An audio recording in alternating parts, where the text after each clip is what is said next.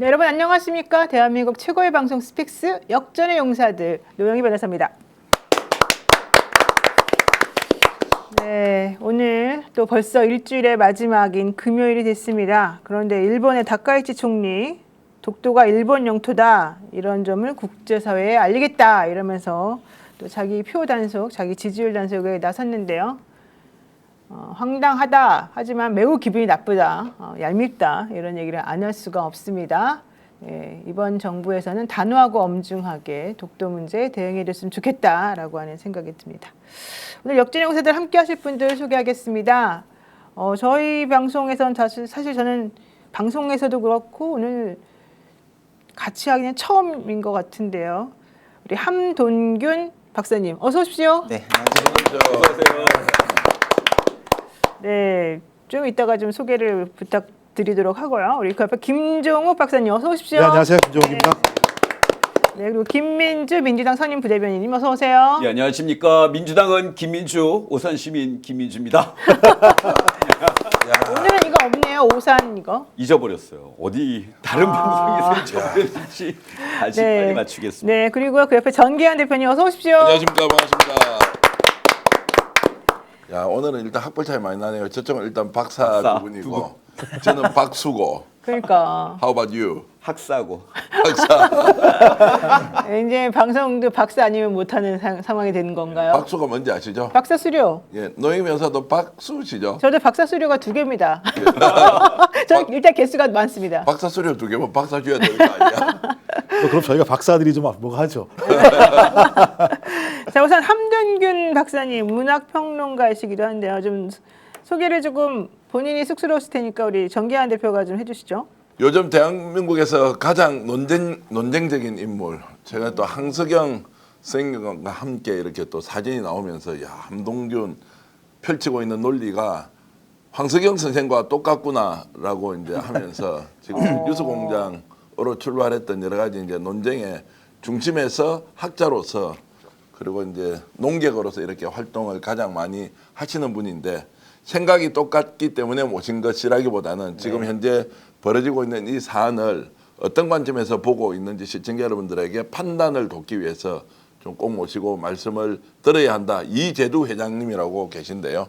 그분께서 적극적으로 추천도 하셨고 또 평소에 제가 알고 지내던 우리 한 박사님이셔서 오늘 모셨습니다. 그렇군요. 우리 정기환 대표가 소개 잘 해주셨나요, 박사님? 아유, 너무 아직 과분하게 소개해 주셨습니다. 네, 좋습니다. 사실 저희 방송, 저희 역전의 용사들은 당연히 처음이시고 스픽스에서는 많이 모셨었나요? 네, 저하고 이제 예전에 이제 기획 인터뷰. 프로그램을 또 한번 만들기도 했고 또 계속 하려고 하다가 갑자기 본인이 스타가 되는 바람에 그 기획 프로그램을 못하게 이제 되는 상황. 아, 그렇군요. 네, 어쨌든 오늘 만나뵈서 반가운데요. 사실은 이제 아무래도 요즘에 조금 얘기가 되고 있는 이 겸손은 힘들다 뉴스공장 요 얘기 때문에 모신 것으로 지금 얘기가 되고 있습니다.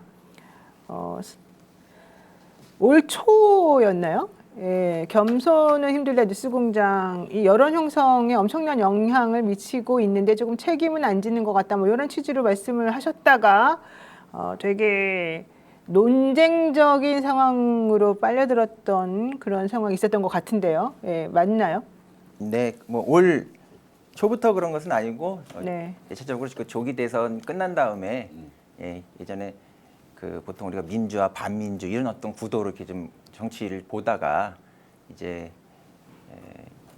이재명 정부가 들어서서는 우리 내부에서도 좀 새로운 질문들을 좀 해야 되는 어떤 그런 상황들이 발생하고 거기에서 굉장히 그 이 민주 진영의 큰 스피커로 얘기되고 있던 이 뉴스공장과 같은 채널이 지금 어떤 역할을 하고 있는가에 대한 좀 다른 관점의 질문을 좀 시대적인 흐름의 변화에 따라 가지고 하게 됐던 것 같고요. 거기에 대해서 좀 뾰족하게 제가 말씀을 좀 드렸던 것 같습니다. 이게 좀 제가 이제 어떻게 보면 이런 정치 현장에 실질적으로 나서지 않던 사람이다 보니까 멋모르고 더 뾰족한 것도 있는 거죠, 사실은. 예. 네. 자, 어쨌든 한 박사님이 얘기하셨던 부분과 관련해가지고 요즘 이제 뜨거운 주제가 나오고 있는데 특히 이 장인수 기자의 발언이 사실은 지금 요즘 큰 반향을 일으키고 있습니다. 민주당에서는 장인수 기자는 고발을 했지만 김어준 진행자에 대해서는 법적 검토해봤는데 해당 사항이 없다라고 이제 얘기를 했었단 말이죠. 이 부분에 대해서 김종욱 박사님 어떻게 보십니까? 그러니까 제가 김어준 씨를 별로 안 좋아하는데 이번 건은 저는 김어준 씨의 방식, 그러니까 왜냐하면 두 가지를 구분하거든요. 그러니까 6월 대통령 선거에서 승리하고 난 다음에 김어준 씨를 비롯한 이쪽 진영의 아젠다를 강압적으로 예를 들면 몰아붙이려고 하는 방식 자체가 소위 민주진영이 새로운 활로를 열어가는 다양한 토론들을 막고 있다라고 하는 측면에서는 건강하지 않았다고 생각을 했는데 전 이번 건은 좀 약간 생각이 좀 달라요. 왜냐하면 이게 만약에 음모라고 얘기한다면 증거가 명확해야 돼요. 근데 증거가 명확하지 않은 상황에서 무엇인가 의도가 있는 것처럼 지금 몰아가는 방식이면 저는 김어준 씨를 공격한 음모론과 우리가 동일한 방식의 음모론을 가지고 맞대결하는 양태가 지금 벌어지기 때문에 저는 기본적으로 이게 아마 당에서 고발 조치하겠다고 제가 얘기를 들었는데요. 수사가 진행되겠죠? 그러니까 제가 볼 때 수사 결과를 보고 얘기할 문제인 거지. 수사가 나오지도 않았는데 김어준 방송에 나와서 장인수 씨가 얘기한 것이 김어준 씨와 사전에 교감이 있었고 교감이 있었다라고 하는 전제하에 무엇인가 정치적 의도가 있는 것 아니냐라고 얘기하는 건 증거라고 하는 것들을 확인하지 않고 둘 간에 어떤 음모가 있다라고 음모론적으로 다시 공격하는 부분이 분명히 있기 때문에 이건 제가 볼 때는 좀 자제해야 될 부분이 아닌가라는 생각이 들어서 뭐 여기 이거 들으시는 분들이 이 사건의 전반적인 내용을 다 아시는지 잘 모르겠습니다만 제 느낌에는 오히려 장인수 기자가 얘기한 내용들을 잘 분석하는 게 우선이다. 그리고 그것 다음에 거기에 김어준 씨가 연결돼 있다라고 하는 증거가 정확하지 않다면 이건 상당히 좀 골치 아픈 상황으로 갈 수도 있겠다라는 생각이 들었어요. 네. 혼자 제가 하라고 하면 한 30분 할 것 같은데 이제 그러면 안 되지 않습니까? 그래서 이제 토막토막 잘라서 이렇게 이제 한번 좀 말씀을 드려볼까 하는데요. 음모론이라고 이제 하는 것을 이제 해석하는 사람에 따라서 어디까지를 이걸 기획된 뭐 이런 것이냐라고 이제 하는 건데 일단 이렇게 좀 봐야 될 거죠. 음모론으로 몰고 가는 사람은 이것이 사전에 뭔가 거래설이 있었다라고 하는 것보다는 궁극적으로 지금 뉴스공장이나 김어준 공장장이 장인수 기자도 포함해서 이재명 대통령이 하고 있는 검찰개혁 문제가 많으니까 이건 절대 용서할 수 없다. 이재명 대통령이 하고 있는 것이 설사 정치적으로 본인에게 불리한 상황이 오더라도 지금 현재 검찰개혁과 관련된 방향에 대해서는 절대 동의할 수 없으니 정치적 책임을 이재명 대통령에게 묻겠다라고 하는 이 의도가 깔린 것, 이 의도 자체에 대해서는 음모론이라고 저는 표현할 수 있다고 생각합니다. 조금 전에 김 박사님이 말씀하셨던 거, 자 그러면 과연 공소기각의 거래를 했느냐 아니냐라는 것은 어저께 장인수 기자가 나와서 분명하게 본인 이야기하면 저도 사실 잘 못 알아듣겠더라고요. 여러 차례 들었습니다. 발언을. 일단 두 가지죠. 하나는 정부 관계자가 검사를 만나서 검사장급 인사를 만나서 공소 취소해야 되는 거 아니야. 너희들이 죄인지 너희들이 갚아야지 라고 하는 이 토막을 하나 내더라고요. 두 번째는 이게 검사 쪽으로 넘어가서 자기들끼리 해석하기를 이런 말을 하니까 결국 이거 거래하자고 하는 거 아니냐라고 이야기를 하더라 이 사람들은. 그리고 이재명 대통령에 대해서 아예 직권남용으로 뭔가 법적 조치를 하려고도 준비하고 있더라라는 것을 분명히 나눠서 이야기했다는 것이고, 그런데 저는 기자 출신이지만 그 내용을 처음 들었을 때는 이게 거래를 시도했고 그 거래 결과가 검찰 쪽에서 뭔가 이게 확대가 되어서 확실하게 거래하면 뭘 주고받지라고 이렇게 일렬로 정렬이 돼 있는 걸로 들었는데 갑자기 이걸 자르니까 장인수 기자는 내가 무슨 잘못을 했습니까? 라고 이제 얘기를 하는데 장 기자의 그 말을 우리가 본심까지 읽고 우리가 이해할 수는 없지 않습니까? 그런데 이제 어제 이런 상황에서 오해를 불러일으킨 부분에 대해서 내가 굉장히 진심으로 사과를 한다라고 해야 되는데 이해를 좀 해줬으면 좋겠다. 본인이 그런 의도가 아니었다라는 것을 계속 설명을 하니까 이제 보는 사람들 이거 조금 참기가 어렵다라는 쪽으로 이제 간 것이니 음모론은 음모론대로 좀 떼내서 이재명 대통령에 대한 직접적인 공격을 할 수도 있는 사람들이다. 이 사람은 이제 이런 게 하나로 이제 좀 정리돼야 되고, 두 번째 장인수 기자가 했던 그 말이 법적으로 문제가 있느냐 없느냐 이 문제는 사과를 하지 않으니까 당에서는 청와대도 오늘 취재해 보면 이런 겁니다. 아니 이 정도 했는데 사과 한마디 안 하고 그냥 넘어간다는 거 어떻게 이걸 이해를 하느냐. 그리고 실제로 이것이 그러면 사전에 누군가 거래를 했느냐 아니냐. 우리는 조사해 보니까 그런 사람 자체가 존재하지 않는다. 그런데 당사자는 사과하지 않는다. 라고 했을 때 청와대나 민주당은 취할 수 있는 수단이 법적 수단밖에는 없다는 겁니다. 이까지 일단 말씀을 드리겠습니다. 네. 제가 좀 말씀을 드릴게요. 저는 이제 이런 일들을 이제 볼 때 그 나무도 봐야 되지만 숲도 봐야 된다. 예, 저는 이제 문학평론을 해가지고 어떤 사태에 대해서 이렇게 평가를 할 때 그 사태만 보는 걸 이제 사태 가치 평가를 하는 걸 모라를 본다고 얘기하고 그걸 둘러싼 구조를 보는 걸 에틱을 본다고 얘기하거든요. 윤리를 본다. 그걸 좀 구분해서 얘기를 하는데 여기에서 이런 이제 그 문제가 이게 과연 뭐 음모냐, 뭐 기획이냐 이런 얘기가 나오는 거는 이 한국 사회에서 지금 그 뉴스공장이 가지고 있는 독특한 미디어 위상에서 나온다고 보거든요. 그러니까 기본적으로 어떤 신뢰 위기가 있기 때문에 나오는 거예요. 보통 우리가 그 미디어라고 하는 건 여론을 반영을 하잖아요. 근데 김어준의 뉴스공장이 지금까지 하는 것을 보게 되면은 존재하는 여론을 반영한다라기보다는 어떤 형태의 정치적 목표를 좀 설정을 하는 것처럼 보여요.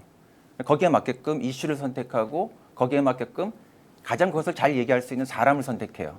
그래서 사회에서 아주 지금 그 폭발적인 이슈가 있다 하더라도 자기들이 지금 생각하고 있는 어떤 형태의 정치적인 어떤 목표라고 할까요? 그 의도에 부합되지 않으면 그런 것들은 절대 다루지 않습니다.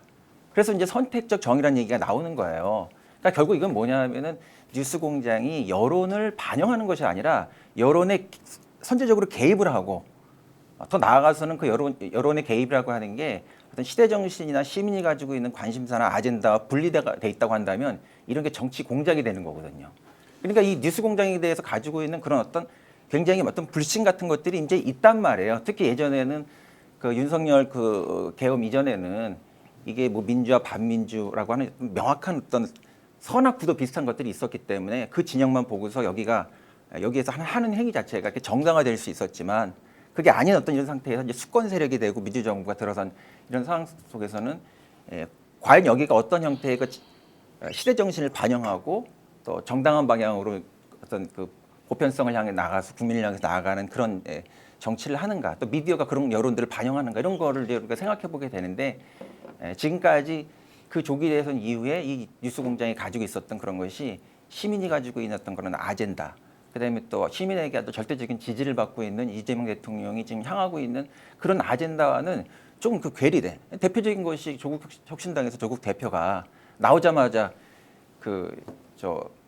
대선이 얼마 끝나지도 않았는데 거기에 대해서 이 다음번 그 대선 후보 운운하면서 그런 두 개의 태양을 만들려고 하는 그런 시도들부터 일련의 어떤 일들이 이제 있어왔고, 그다음에 또 이 김어준 씨가 그냥 밖에 있는 미디어의 그 리더로서만 존재하는 스피커로서만 있는 것이 아니고 이 내부의 민주당에서 그 대표가 만들어지는 그런 과정 안에서 적극적으로 그 정청래 씨가 여기서 그 대표로 만들어지는 과정에서 어떤 상당히 역할을 했다라고 하는 여러 가지 지금 같은 것들이 보이기 때문에 이 사람이 하고 있는 행위가 여론을 반영해주고 있는 스피커가 아니고 정치에 개입하고 정치를 심지어 나가서 공작하고 있다.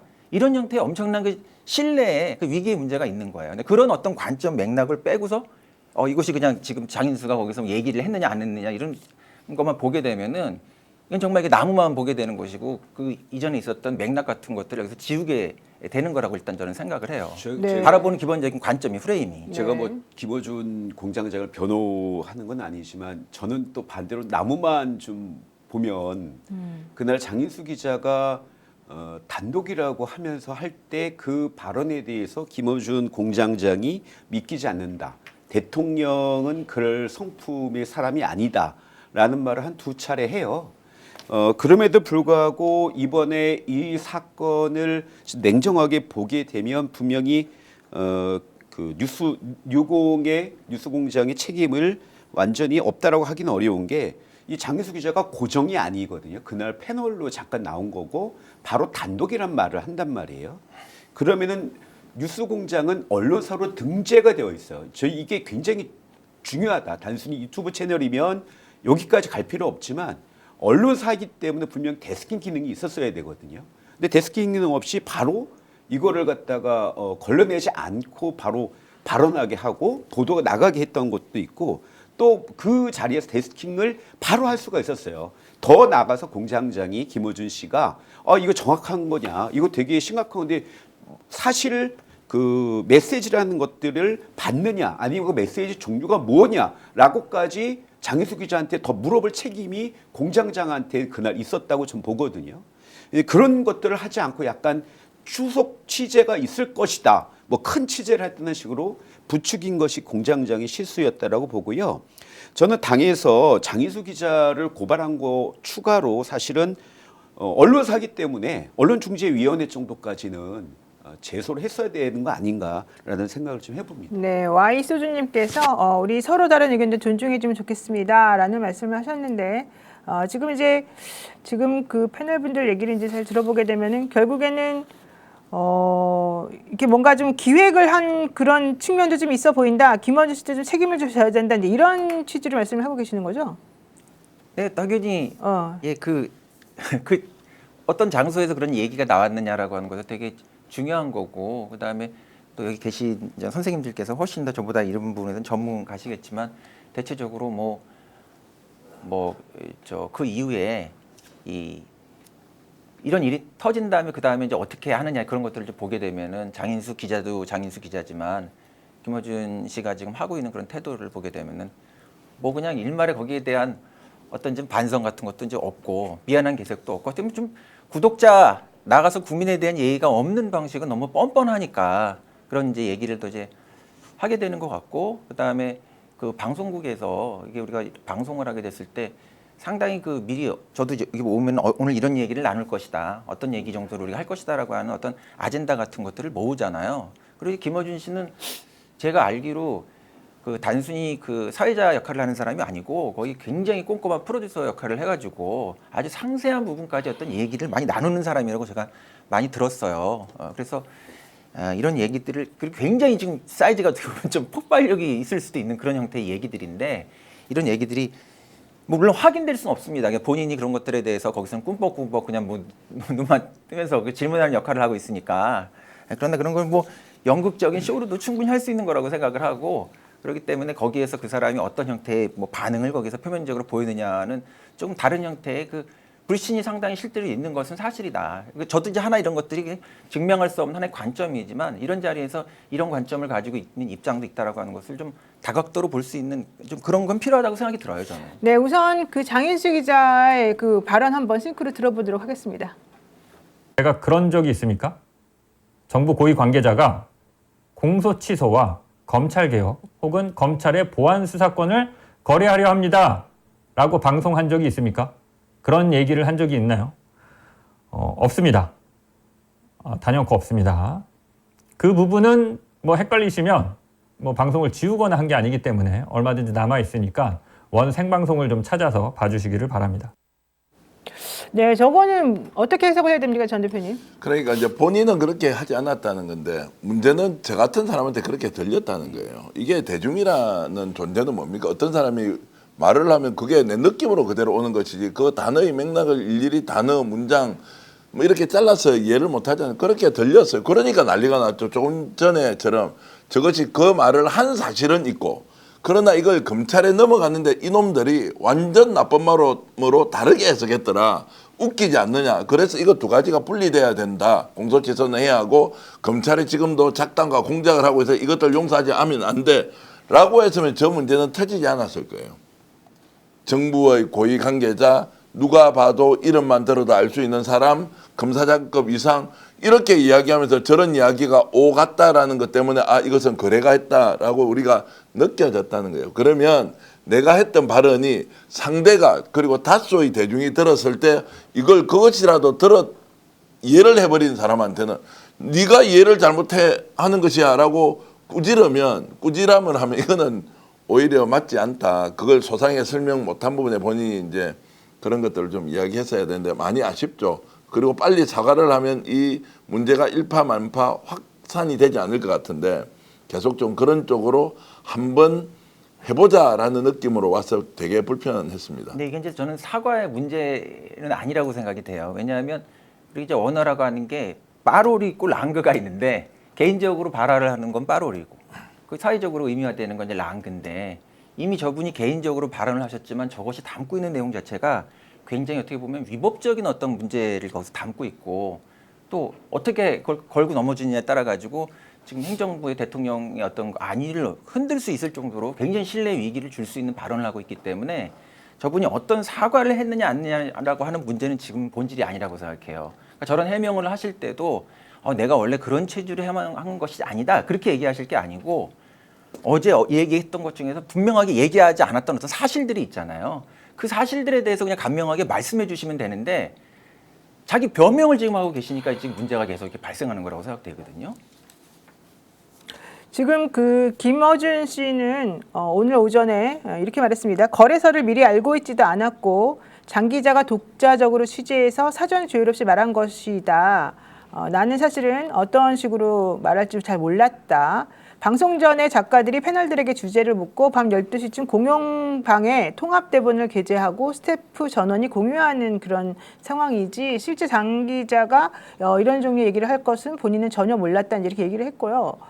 실제 뭐 여러분들이 원래 제가 거기 나가던 코너인 거는 잘 아시잖아요. 그 코너가 되는 그 코너의 그 대본이나 이런 거를 보더라도 예를 들어 이제 이렇게 물어봐요. 내일 나오시는 분들이 있으면 작가들이 뭐 내일 뭐 무슨 얘기 하고 싶으세요라고 이제 물어봐요. 근데 저 같은 경우는 별로 할 만한 얘기를 제가 먼저 꺼낸 적이 없기 때문에 그냥 생각하고 나중에 생각나 말하기 위해서 이 정도만 말하고 사실은 이제 나중에 대본 받고 이런 상황이었는데 실제 그것을 아마 다른 패널들, 그러니까 출연하는 다른 분들도 그런 식으로 했을 것 같고 제가 봤을 때는 제가 이제 그날 아침에 안 나갔기 때문에 사실 그날 무슨 일이 벌어졌는지 제가 정확히는 모르지만 저는 김어준 씨가 이거를 알고 사전에 같이 기획했다 이렇게 솔직히 생각하지는 않거든요. 그날 태도도 약간 그렇게 얘기도 하셨어요. 네, 그런데 이제 문제는 이 겸손은 힘들다 뉴스공장이라고 하는 이 매체가 가지는 워낙 이 폭발적인 대중의 인지력과 영향력이 있기 때문에 그 부분 관련해 가지고는 이제 장 기자가 뭐라고 말할지 몰랐다 하더라도 예컨대 내가 이제 언론사로서 등록도 되어 있고 청와대 출입도 하고 있는 그런 회사니까 이런 부분들에 대해서는 일정 정도 어느 정도 조금 미안하다 내지는 책임감 있는 태도를 보이는 게 훨씬 낫지 않았을까 생각은 합니다.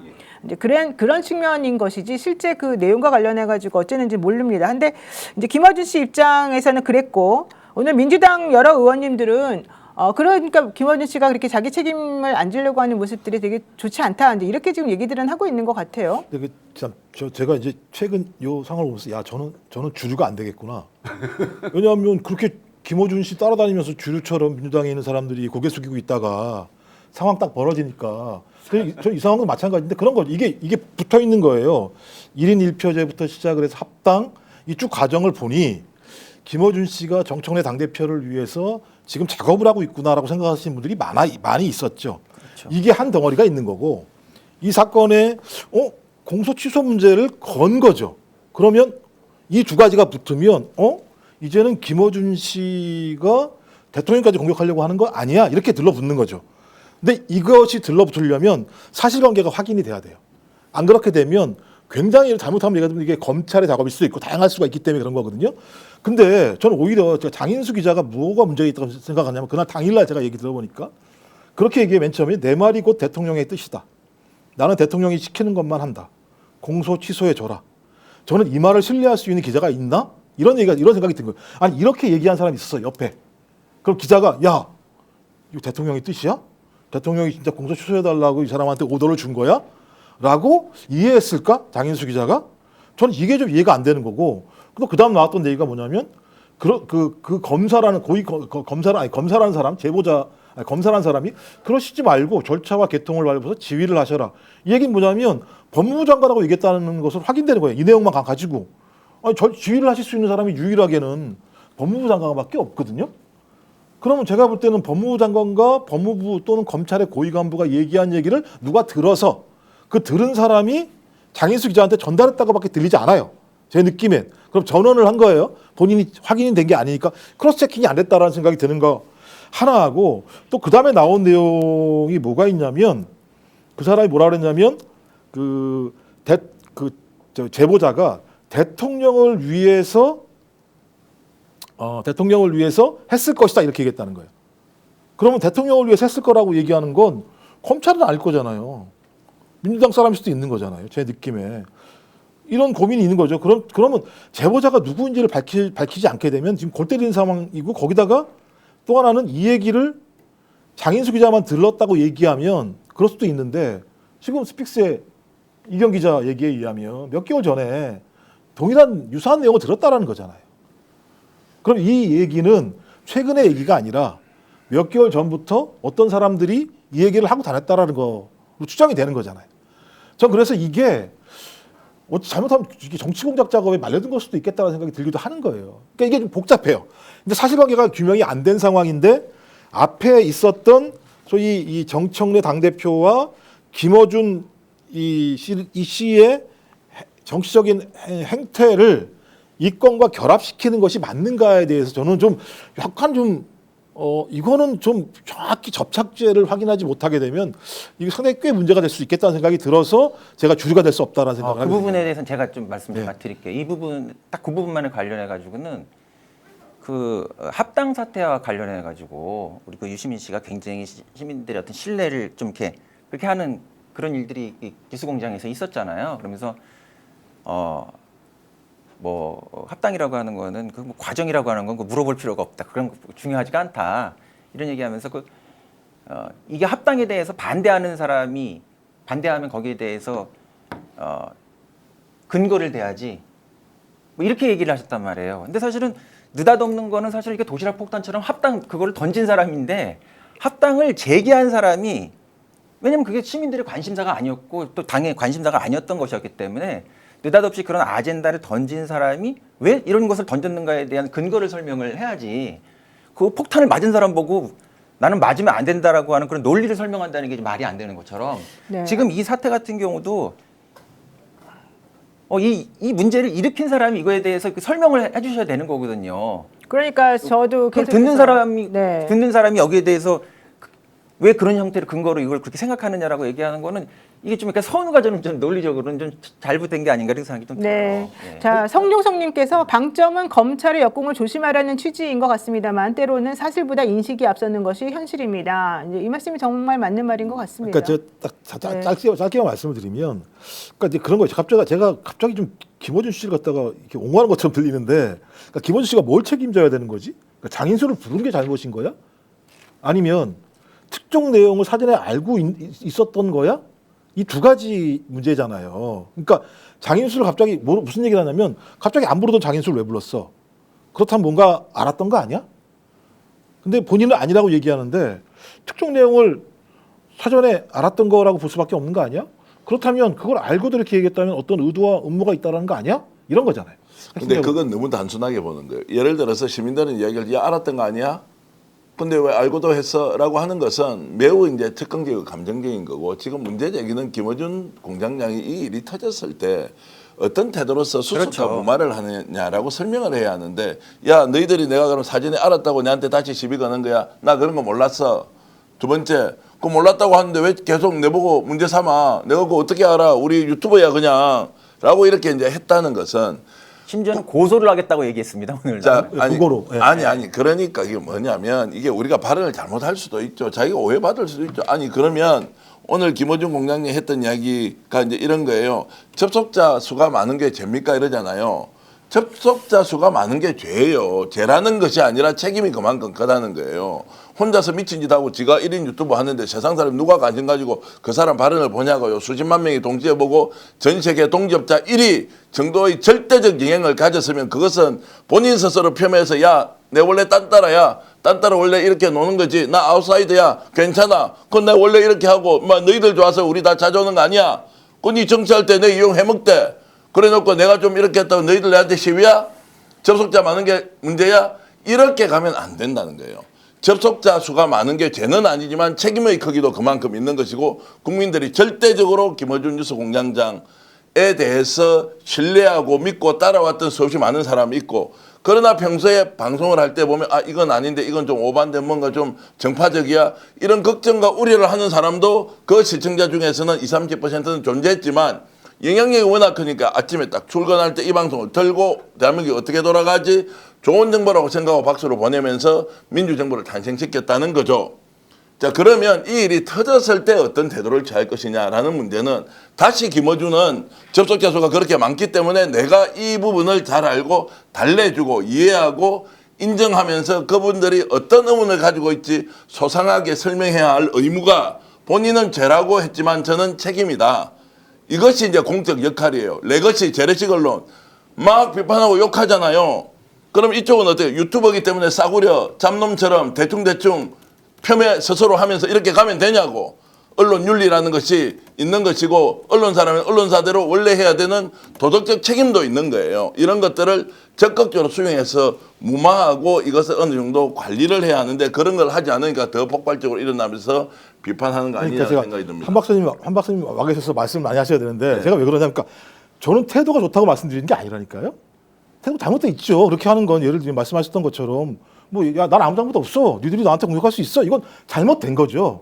근데 태도가 잘못된 것과 이 상황과 관련해서 그가 정치적 의도가 있는 것인가 아닌가는 별개의 문제잖아요. 근데 너 인마 태도가 왜 그 모양 그 꼴이야 라고 문제제기하는 것 자체를 이것과 연결하는 것에 저는 근거가 뭔지에 대한 문제제기를 하는 거예요. 저는 김어준 씨가 잘못했다고 생각한다니까 말씀하셨던 것처럼 아무리 유튜버라고 하더라도 언론에 윤리가 있는 거고 이걸 듣는 입장에서 상당히 화가 나고 뭔가 문제가 있다고 생각해서 거기다 질문을 하게 되면 소상히 설명할 본인의 책임이 분명히 있는 건 알겠다니까요. 근데 이런 공격을 하는 게 아니잖아요. 지금 너 태도가 그따위야라고 공격하는 게 아니잖아요. 뭔가 정치적 의도가 있는 거 아니냐라고 공격을 하니까 이 두 개는 좀 분리해서 보자라는 거 하는 거예요. 자, 정치적 의도는 아까 제가 말씀드렸어요. 제 기준으로 보면 정치적 의도가 있죠. 이재명을 절대 신뢰하지 않아요. 저는 이재명 정부의 성공과 이재명이라는 한 개인 정치인을 절대적으로 신뢰해요. 그것은 이제 사람마다 관점이 달라요. 이 일의 출발은 이재명 정부의 탄생과 이재명 정부의 출범 이후의 국정 운영 그리고 검찰개혁 과정에서 자신들의 생각과 다른 이재명에 대해서 비판 정도는 하면 되는데 이 사람을 신뢰할 수 없을 수도 있어 라고 하는 저는 의도가 있다고 하는 거예요. 그 의도를 음모론이다라고까지는 아니지만 의도가 제 눈에는 보여요. 정청래 당대표가 저런 식으로 하지 않고 훨씬 더 포용적으로 당을 이끌어갔다면 차기 당대표 또는 대권주자로서 훨씬 더 클 수 있는데 스스로 좁혀버렸죠. 왜냐하면 당대당 통합이라는 이슈를 왜 저렇게 지연말단적인 문제로 만드느냐. 더 큰 확장의 기회가 있었는데 거기에는 그러면 어떤 게 있느냐. 정청래 내 편이야. 조국 대표 할 수 있어. 김경수 경남지사 출마했는데 나중에 기회 되면 저 사람이 차라리 친문의 적자지라고 하는 것이 저는 있어 보여요. 그런데 그 있어 보인다는 그 본인의 판단은 존중받아야 하죠. 그걸 음모론이라고 하는 것은 아니라는 거예요. 다만 검찰의 지금 사전 거래설과 관련된 이 부분은 결국에는 공격의 요소를 쓰기에 딱 좋은데 우리 방송을 하지 않습니까? 그 자리에서 이런 문제 나왔으면 그거 아니야. 다시 확인해. 다음에 이야기야. 이 왜 이래? 이제 오늘 방송 뭘 어떻게 하자는 거야? 라고 한 발 빼는 것은 그 정도 스킬은 우리 다 가지고 있어요. 위험하니까. 확인이 됐느냐. 그런데 설명이 부족해요. 던져놓고 책임 안 지고 논리 구성이 아주 엉성해요. 이럴 때 이제 진행자가 어떻게 할까요? 오늘 여기서 여기까지. 이거는 개인 의견이니까 한 번 더 확인해서 다음에 방송에서 합시다라고 할 수 있는데 이것을 설설설 풀면서 더 쑥 밀어넣어서 이게 이제 문제가 되도록 했다는 것은 저는 의도가 있다는 정도는 분명히 저는 말씀을 드리고 싶습니다. 저는 이 김어준의 뉴스공장이 언론사도 등재되어 있고 이미 200만이 넘는 구독자를 갖고 있는 거의 레거시 미디어 수준까지 됐어요. 형태나 몸짓은 그렇게 됐는데 여전히 진행하는 방식은 낙검수 시절과 별반 차이가 없기 때문에 모순되게 지금 충돌이 일어난 거 아닌가라는 생각을 지금 해봅니다. 즉 데스킹 기능을 스스로 못했다라고 자백하는 거는 언론사답지 않은 행태거든요.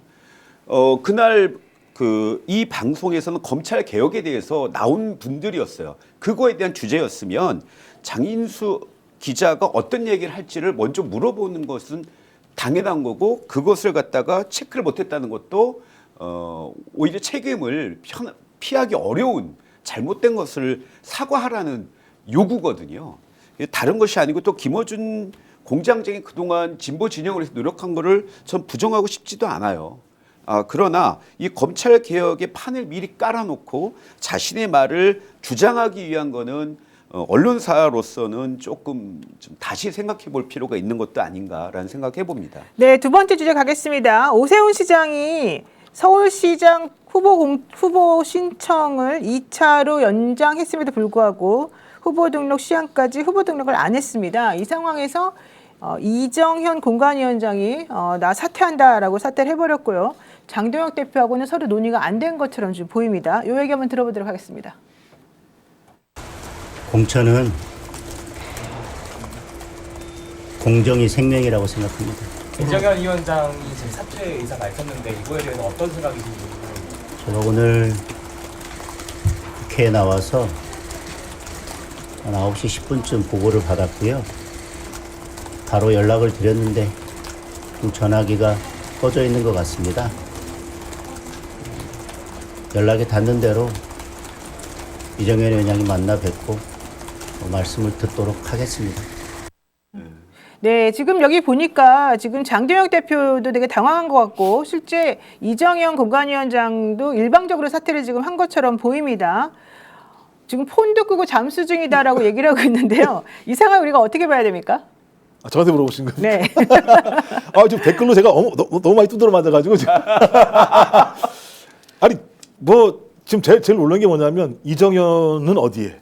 아무도 모르더라고요. 이정현 공천관리위원장이 어디에 있는지 아무도 모르는데, 그러니까 어제 저녁에 어제 저녁에 사단이 난 것 같아요. 그 공천관리위원회 위원들과의 격론 속에서 아마도 위원장이 도대체 안 되겠다라고 얘기를 해서 그만뒀다라고 얘기하는데, 지금 외부 얘기에 의하면, 그러니까 그 얘기를 들었던 사람 얘기에 의하면 뭐 대구랑 부산 때문에 싸웠다고 얘기하는데, 전 대구랑 부산 때문에 싸운 것 같지는 않고 서울에서 오세훈 또 그래 너 나오지 마 이렇게 생각을 위원장은 계속 고집했던 것 같고, 위원들 같은 경우는 그럴 수 없었던 것 같고, 이런 것 때문에 문제가 벌어졌던 거라는 생각이 들긴 하는데, 뭐 저는 뭐 어찌 됐건 이 상황 자체를 쭉 보면 장동혁과 오세훈이 지금 벼랑 끝 싸움을 하고 있는 거 아니겠어요? 그러니까 오세훈은 장동혁 보고 너 이 선으로 물러나거나 그만두지 않으면 나 이번 선거 하나마나 지는 거니까 넌 그만둬라고 얘기하는 거고, 아니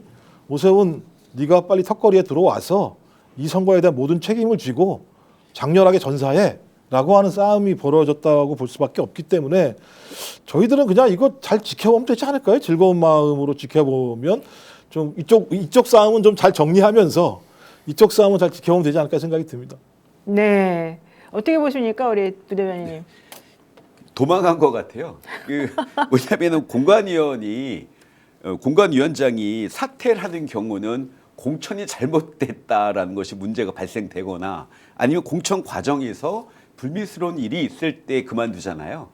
근데 면접 하나 본 거에 없고 공천한 게 하나도 없는데 도망간 것은 어차피 이번 선거는 졌다. 특히나 오세훈 시장이 2차 후보 등록까지 안 한 것을 보고 더 이상 자기가 승리할 가능성이 없다. 이러다가 내가 독박 쓰겠다라는 생각으로 도망간 거다. 왜냐하면 어제 밤에 그 공관위 회의할 때 언성원쯤 있었지만 그렇게까지 물러나거나 뭐 분위기가 험악하게 끝나지 않았다고 하더라고요. 그런 거 봐서는 이정현 전 의원이 어차피 지는 선거 이제 내가 독박 쓸 일은 없겠구나. 처음에 이 양반이 공관위원장 될 때 그 어디 청계천 시장에서 그 군복을 사다 입고 전의에 불태웠던 거 아닙니까? 네. 근데 이제 군복 벗고 집에 가신 것 같습니다. 네, 우리 함 교수님 어떻게 보십니까? 지금 국민의힘 상황에 대해서는.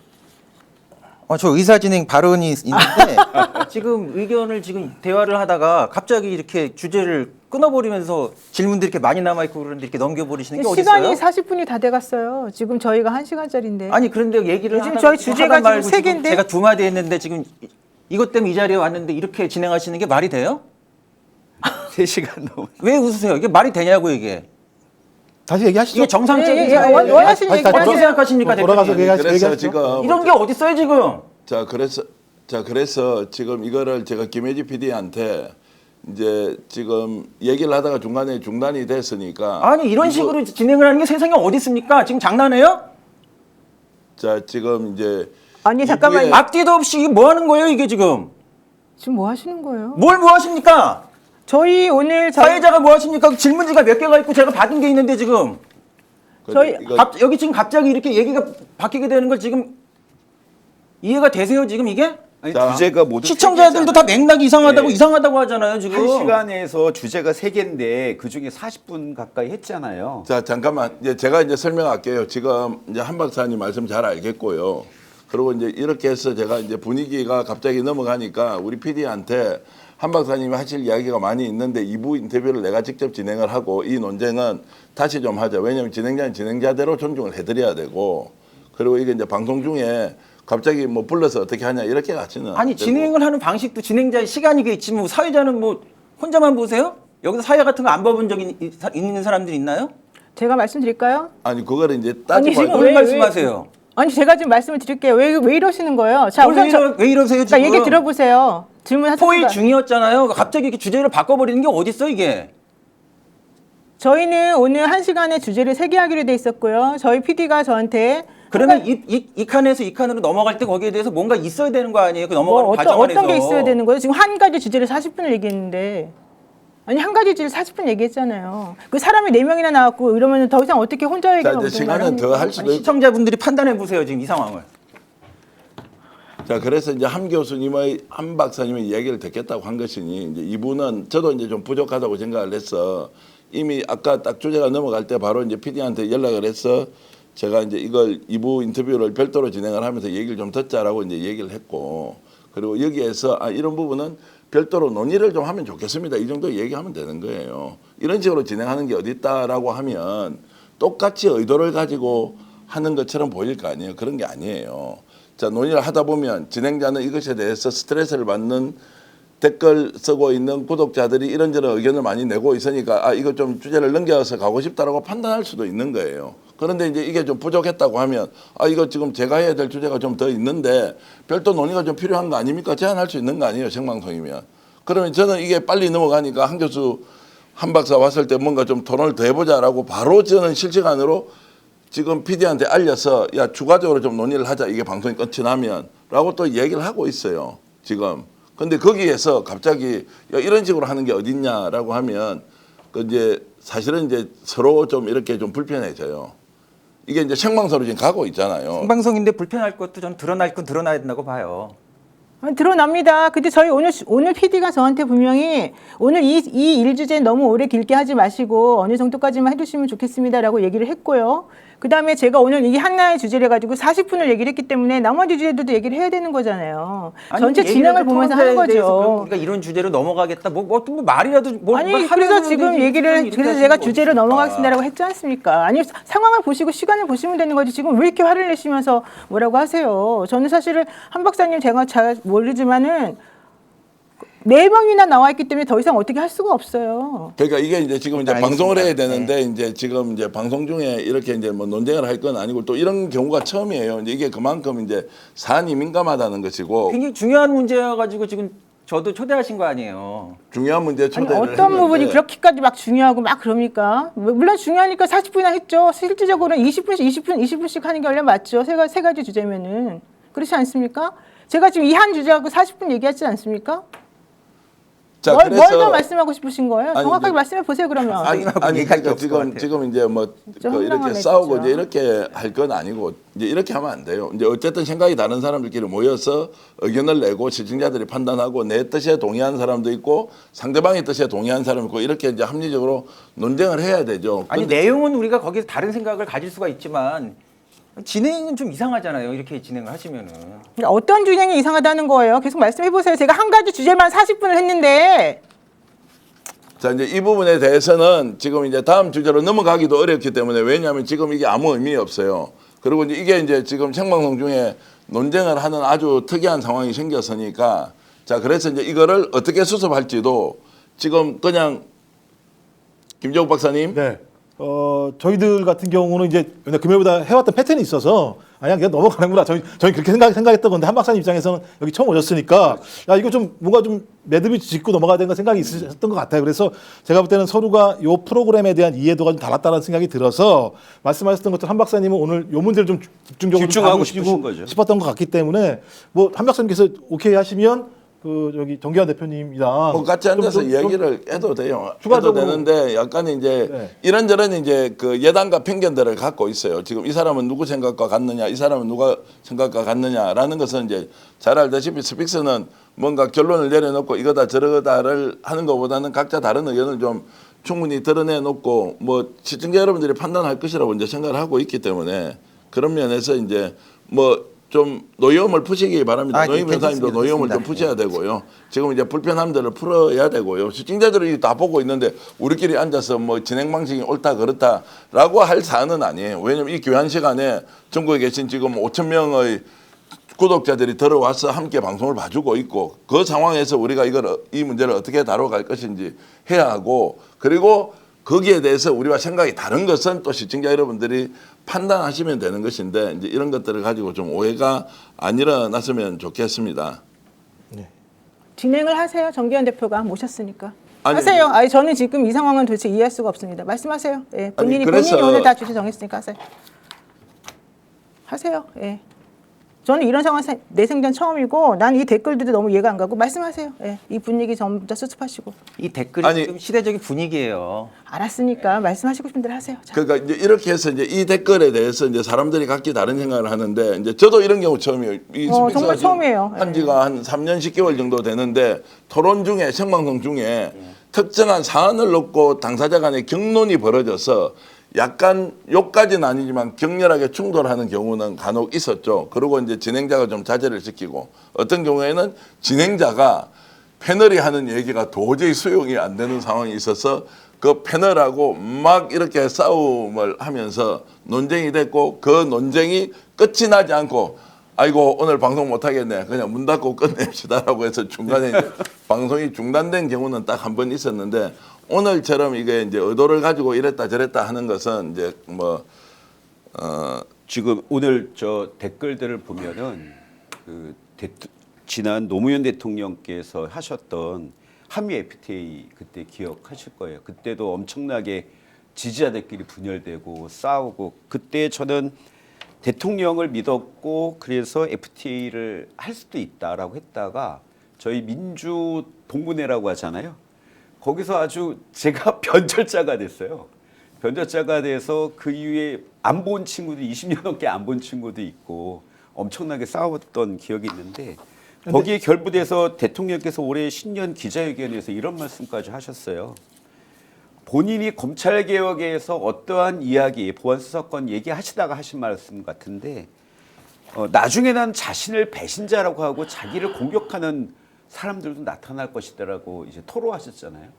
최근에 이런 격론이 벌어지고 검찰개혁 관련돼서 우리 진보 진영끼리 이렇게 다투는 문제를 보면 씁쓸하기도 하고 마음이 굉장히 아픕니다. 저는 분명히 말씀드립니다. 저는 사실 이 주제는 이렇게까지 오래 끌 이유가 전혀 없다고 생각합니다. 저는 생각이죠. 저는 장인수 기자가 사실은 그 당시에 되게 경솔하게 말했다고 생각하고 있고 실제 그 부분에 있어서는 이제 정리를 해야 되는 게 맞다고 생각합니다. 왜냐하면 장인수 기자의 그 말 때문에 뭐 특검 얘기까지 나오고 별별 쓸데없는 얘기까지 나오면서 공격을 너무 많이 받고 있기 때문에 저는 그 부분에 있어서 장인수 기자가 더 이상 취지는 밝히지 않고 있고 그다음에 앞으로는 그 부분에 대해서 더 말을 할 것 같지도 않기 때문에 이 얘기를 이렇게 계속해서 오래 끌고 가는 게 맞지 않다고 생각합니다. 그런데 오늘 이 주제가 나왔었고 또 이분이 기획서까지 얘기를 하고 있었기 때문에 그럼 그 부분을 들어봐야 되겠다라고 생각했고 40분 동안 얘기를 했습니다.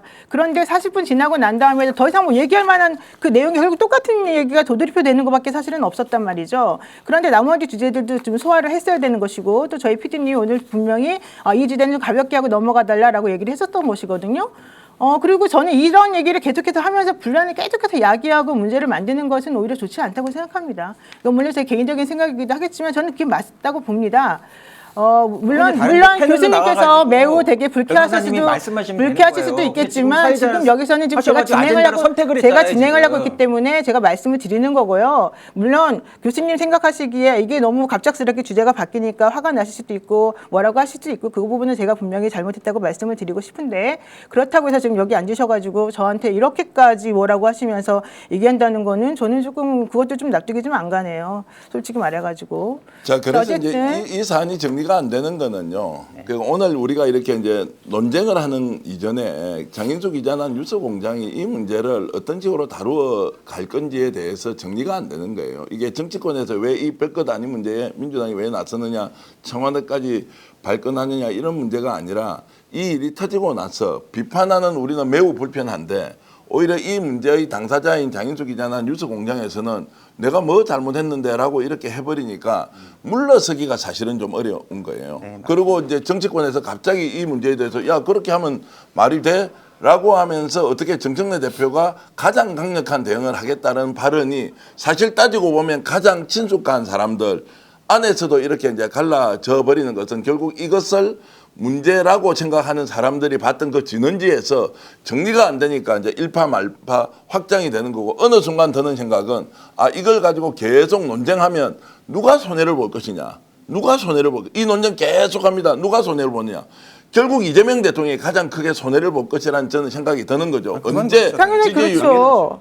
자, 그래서 그러면 이걸 정리를 하려면 이재명 대통령이 싸우지 마세요 한다고 이제 정리가 되는 게 아니지 않습니까? 그러면 이것을 분란의 당사자가 논란의 당사자가 이것을 꺼줘야 하는데 이걸 계속 가지고 갈 경우에 이재명만 결국 손해볼 것이다 라는 것이 나오니까 이걸 싸울 수도 없고 그렇다고 빠져서 쳐다보고 있자니 지금까지 문제 제기했던 사람들이 최초에 장 기자나 뉴스공장이 잘못한 게 없는 걸로 또 가니까 이걸 그대로 또 놓고 빠질 수도 없는 이런 이제 진퇴양난의 국면으로 지금 접어들어 있다. 그러니까 이제 문제 제기한 쪽에서는 제대로 이걸 따져가지고 해보자. 그러면 언론 중재위라도 가자. 아니면 고소고발은 너무 시간이 걸리니까 중재위로 가서라도 그 진위 여부는 밝혀달라. 취재 누구한테 했느냐, 누가 발언을 했느냐 이런 정도까지 이제 가 있는 상황이어서 그냥 넘어간다는 것은 저는 동의를 좀 하기가 아니, 어려워요. 뭐 그건 아니고, 그러니까 댓글에 보면 한 박사님 얘기를 들으러 오신 분들이 많이 계시니까 앞으로 시간 남아 있으니까 한 박사님께서 이 문제에 대해서 어떤 생각을 좀 가지고 계신지 못하신 말씀이 있으시면 좀 예를 들면 좀 조금 길게 다 해보세요. 길게 좀 말씀을 하시는 게 좋지 않을까? 제가 이제 좀 질문을 이렇게 이런 드리겠습니다. 생각이 지금 이제 있습니다. 한 박사님 보시기에 이 문제가 이제 어떤 방향으로 지금 정리가 돼 가야 하는지에 대해서 그 얘기를 말씀을 좀. 지금 이제 드릴 수는 없을 것 같아요, 이 분위기에서. 근데 제가 좀 화를 냈으면 좀 죄송한데 그 오늘 토론회에서 저는 적어도 이런 정도는 이게 지금 뭐 많이 논란이 되는 게 좋지는 않죠. 근데 말씀하셨던 것처럼 당사자가 이 문제에 대해서 해결할 의지가 없고 또 제가 볼 때는 계속 해왔던 것처럼 또 어떤 사건을 터뜨릴 가능성이 되게 많다고 국민들이 생각을 해요. 그런 입장으로 저는 이런 사태를 보고 있는 사람이고 당사자가 이 문제를 해결할 생각이 없기 때문에 그럼 우리가 이 장에서는 말씀하셨던 것처럼 그러면 최소한 여기서 어떤 식으로 이것이 일단락이 돼야 되고 매짐을 해야 되는가에 대한 그런 지혜 정도까지는 얘기하는 것으로 저는 알고 왔단 말이에요, 사실은. 근데 그 지점까지 가지 못하는 상태 속에서 갑자기 주제가 전환이 확 돼버리니까 좀 황당했던 거예요. 자, 그래서 이제 박사님이 생각하는 거 이제 이렇게 한번 말씀 한번 해주세요. 이제 지금 어쨌든 당사자가 인정을 하지 않고 있다, 사과도 하지 않는다라는 상황에서 이 문제가 어떻게 이제 지금 지혜롭게 마무리가 돼야 되는지 저도 솔직히 듣고 싶습니다. 아니, 한 말씀을 한번 해보시자고요. 저도 제가 하는 생각이 있고요. 지금 한 박사님 얘기를 쭉 듣고 싶어 하니까 여기에 대해서 한번 일단 의견을 제시해주고 또 토론을 좀 더 하고 뭐 이렇게 해도 저는 무방할 것 같은데 만약에 있잖아요. 지금 시청자들이 보고 있지 않습니까? 여기에서 기분 나쁘다고 해서 노희 변호사가 방송 그만하겠습니다. 자, 우리 PD가 오늘 방송 그만합시다라고 가는 것도 매우 무책임해요.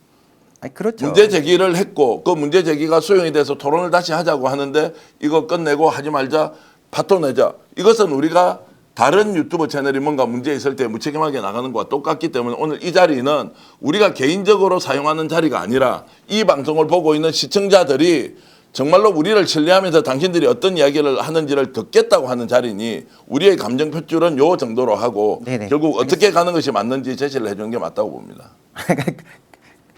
근데 이 흐름 속에서 그 말씀을 제가 갑자기 드릴 수는 없을 것 같아요. 근데 저는 이런 문제도 이렇게 생각합니다.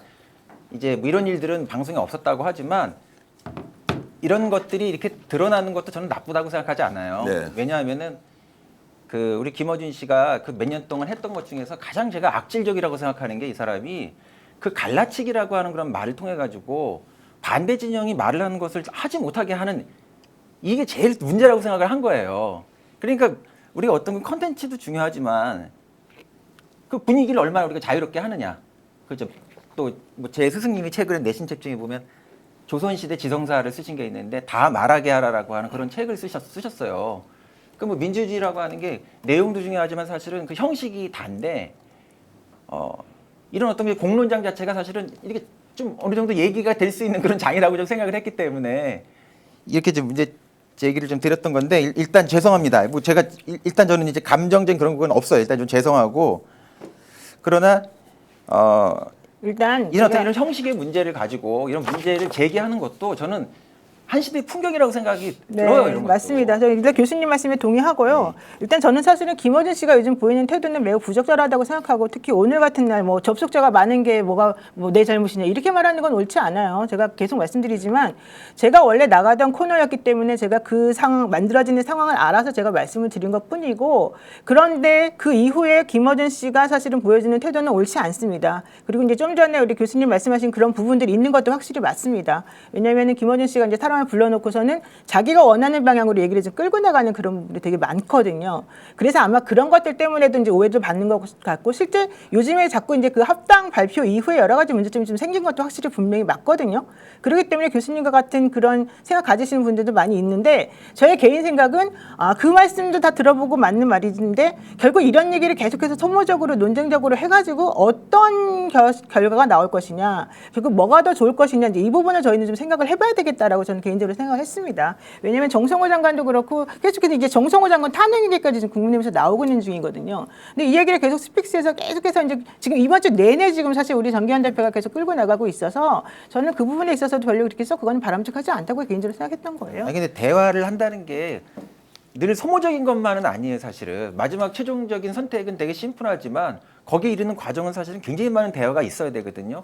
그런 것들을 우리가 견딜 수 있으면 좋은 민주주의 할 수 있는 거고 그런 부분이 굉장히 뭐 좀 소모적이다라고 해가지고 그런 부분들을 절차를 계속 생략하게 되면은 정청래 대표가 했던 것 같은 것처럼 합당 폭탄 같은 게 터지는 거예요. 그래서 제가 여기에서 지금 아까 좀 이렇게 제가 좀 무례하면 죄송한데 이런 반응이 나왔던 것도 하나 이건 어떻게 보면 형식적 민주주의에서 이런 어떤 형식의 어떤 토론이라고 하는 걸 충분하게 하는 것 자체가 중요한 과정이라고 저는 생각하는 입장이다 보니까 딱 그냥 이것도 비슷한 어떤 그런 느낌 갑자기 들어버린 거예요. 얘기를 하다가 말아버리니까. 예. 그러니까 저희들이 지금 이제 이런 논쟁의 공간에서 수습이 되는 게 있지 않습니까? 각자 다른 의견, 감정 표출도 이루어지지만 그러나 이 방송을 보고 있는 시청자들이 어떤 판단을 할 것인지 좀 더 우리가 제공을 한다고 하면은 우리가 왜 이런 논쟁을 하고 있는지 토론을 하는지 이견이 있지만 각자 의견을 이야기하면서 그렇게 이제 공론의 장에서 이렇게 논하는 거지 않습니까? 이제 이게 민주주의 과정이라고 생각하죠. 저는 김어준 공장장과 관련된 일련의 사항들은 우리 사회가 반드시 겪어야 되는 먼 길에서 보면 그런 과정 속에 저는 놓여 있다고 생각하고 이것을 집단지성을 통해서 해결해야지 너는 죽어야 되고 나는 살아야 되고 라는 방식으로 논쟁은 훨씬 더 불꽃 튀게 이루어지겠지만 결과적으로는 그 과정에서 집단지성으로 저희들은 정리가 될 수 있다고 생각하고 그 위대한 민주주의를 대한민국이 이제 만들어 왔던 것이고 이게 보수 진영에서 극우주의자들이 하고 있는 그런 행태와는 전혀 다른 류의 논쟁이 있었다. 그러면 지난번에 합당과 관련된 그 이슈도 열흘에 19일이 걸렸는데 그 수많은 갈등과 논쟁 속에서도 마지막에는 정청래 대표가 한 발 빼고 당을 다 주서려고 아우르면서 뭔가 정리를 했던 것은 역시 집단지성의 발현이었다. 그리고 민주당을 지지하는 민주당 당원들, 이재명 대통령을 지지하는 사람들이 이렇게 하면 안 된다라고 하면서 합당 문제는 뒤로 밀렸듯이 지금은 에스컬레이터 돼서 최고조의 논쟁 상황으로 올라가 있다. 그러면 이것이 이제 어느 시점에 하향이 되겠죠. 정리가 되겠죠. 그러면서 각자 아마 상처는 좀 남아 있을 거예요. 상처가 이제 아물고 안 아물고 이제 이런 차이는 있겠지만 어쨌든 그런 과정으로 인식을 하면서 서로 오해를 하면서 이렇게 방송을 할 이유는 없다라는 생각은 합니다. 네. 자, 어쨌든 오늘 시청자 여러분들께 되게 죄송하다고 말씀드리고요. 사실은 이제 이런 식으로 흘러갈 게 아니었는데 우리 한 박사님한테도 되게 죄송하다고 제가 말씀을 드리겠습니다. 근데 어쨌든 개인적으로도 그렇고 전체적으로도 그렇고 실제 이 주제를 가지고 계속해서 끌고 나가는 거는 계속 이슈화 시키는 건 사실 저는 그렇게 썩 좋지는 않다고 생각합니다. 다른 분들은 어떻게 생각할지 잘 모르겠지만 근데 저는 이제 그 부분에 좀 말씀을 드리면 이 논쟁은 정리가 되는 어떤 국면이 있을 거예요. 그러면 양쪽 다 주장이 옳다라고 하면 법밖에 없어요. 법을 하지 말자고 정치를 하는데 모든 것을 법원으로 가져가서 결정을 보고 수사하고 기소하고 재판하고 결론은 판사들이 내주는 이 방식은 저는 좋은 방법이 아니라고 생각을 하고 지금 어쨌든 우리가 공론장에서 논의를 하지 않습니까? 그러면 정리를 해줘야 되는데 하면 좋지 않다라고 하면 더 나쁘게 이야기하면 국민의힘 이야기도 하면 안 돼요. 저 망한 정당 이야기를 왜 가져와서 이야기합니까? 저거는 기사회생이 불가능하고 아예 절멸이에요. 지방선거 끝나면 국힘은 어떻게 되느냐. 결국에는 해산 청구 가서 헌법재판소에서 당을 없앨 거냐 말 거냐 그것으로 가는데 이제 이렇게 봐버리면 이 논쟁은 국민들이 관심 있고 어떻게 할 거냐고 모든 사람이 쳐다보고 있고 지혜롭게 해결되기를 바란다면 이 논의를 중단하는 것이 아니라 생산적으로 더 가져가야 될 필요도 있다라는 생각을 저는 하고 있습니다. 근데 이제 제가 이제 왜 그런 고민을 했냐면 김원준 씨 태도 때문에 그래요. 김원준 씨가 얘기한 게 뭐냐면 이재명 대통령은 절대 이런 얘기를 할 사람이 아니다.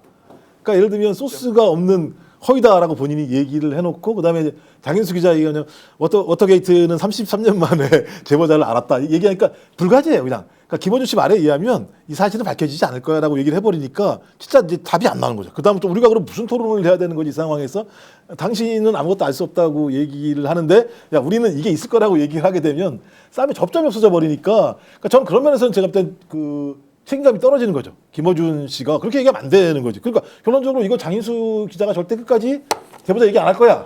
그리고 이재명 대통령은 이런 얘기 한 적이 없어. 그럼 누구 잘못이야?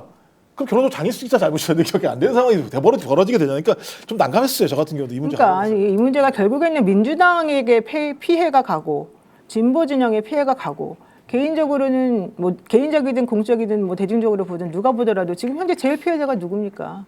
이런 문제를 계속해서 얘기를 해가지고 근데 장인수 기자가 그러면은 내가 잘못했으니까 내가 시정 까겠습니다. 내가 이렇게 하는 지금 상황이 아니잖아요. 우리끼리 지금 계속해서 그냥 그 논쟁만 지금 하고 있는 거잖아요. 근데 이제 이게 피해가 결국은 대통령이 나가는데 왜 올 청와대에서 오늘도 격앙되고 취재하면 이런저런 이야기를 하냐고요. 아니 청와대는. 당연히 화가 나죠. 아니 피해가 자기들이 왔으니까. 손해인데 그런데 이게 이제 청와대는 이럴 거예요. 관계자죠. 너는 왜 관계자 안 깐다고 하는데 내 이름 다 깔 테니까 따로 내한테 연락 주세요. 누구하고 제가 얘기를 하는지.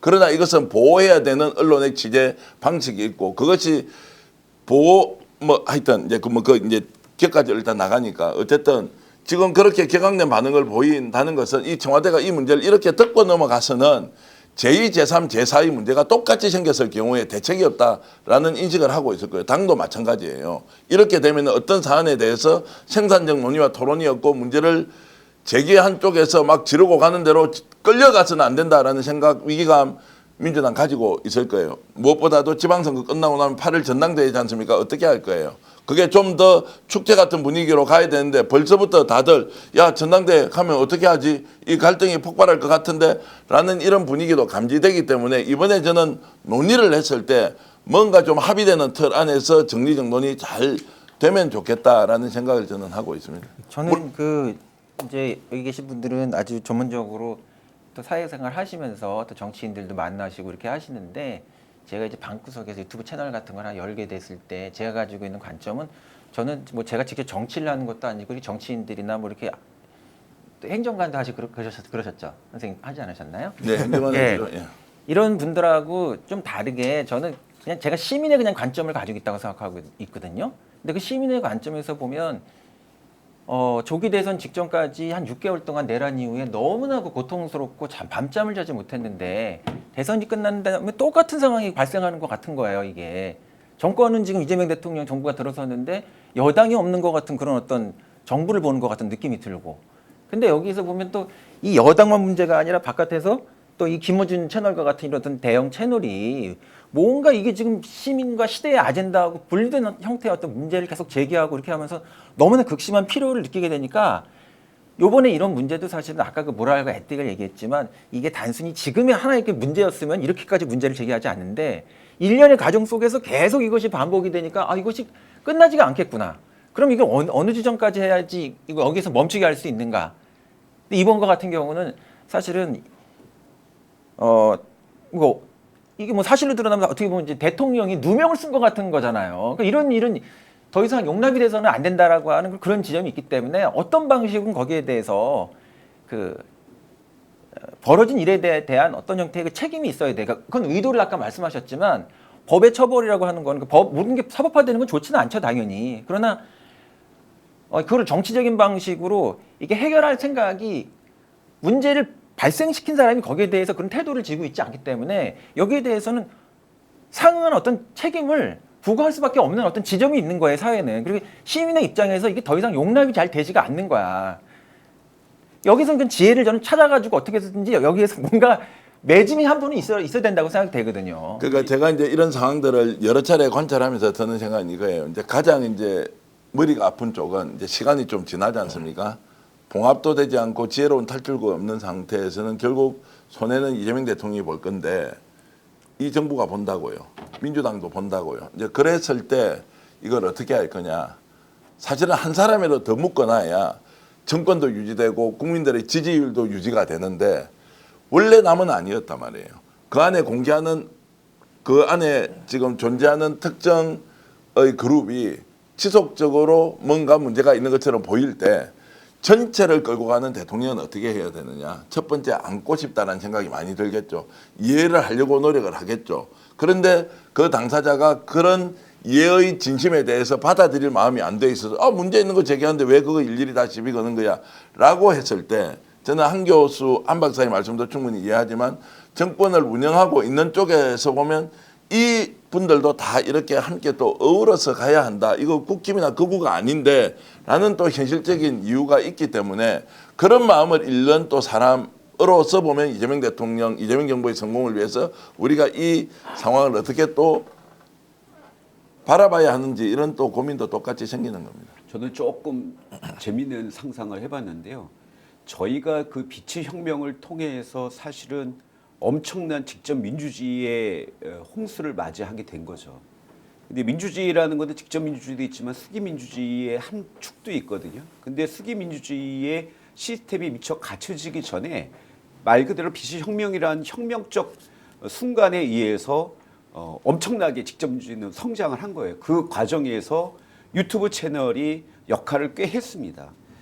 그래서 지금 유튜브 채널을 통해서 많은 분들이 직접 민주주의에 대한 관심도 갖고 참여하게 됐는데 수기 민주주의에 대한 시스템이 갖춰지지 않기 때문에 혼란스러운 국면인 거예요.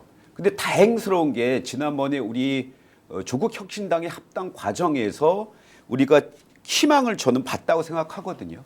그래서 집단 재성의 힘으로 합당이 유예됐고 거기에 대해서도 충분히 논의 과정에서 합의가 된 거잖아요. 우리 진보 진영이, 민주당 진영이. 그래서 저는 앞으로 이거를 저는 지금은 당장은 불편하고 힘들고 안타깝지만 자연스럽게 성장해 나갈 것이다. 수기민주주의가 성장해 나갈 것이다. 그런 희망과 미래를 좀 보고 싶습니다. 네, 뭐 더 말씀하실 거? 없습니다. 이제.